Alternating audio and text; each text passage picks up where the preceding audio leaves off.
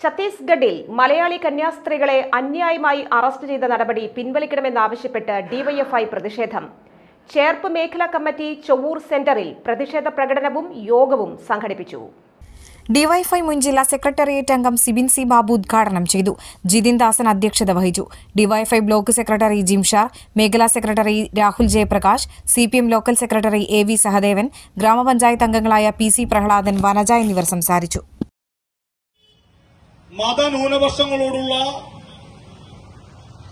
അജണ്ടയുടെ പ്രാവർത്തികമെന്ന രീതിയിലാണ് ആ അജണ്ട നടപ്പിലാക്കുന്നതിന്റെ പ്രകടമായ ദൃഷ്ടാന്തമാണ്.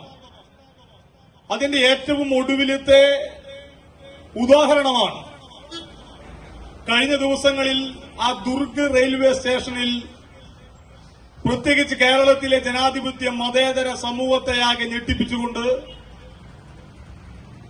ആ ജീവകാരുണ്യ മേഖലയിൽ പ്രവർത്തിച്ചുകൊണ്ടിരിക്കുന്ന 2 സിസ്റ്റേഴ്സിനെ അകാരണമായി പിടികൂടുകയും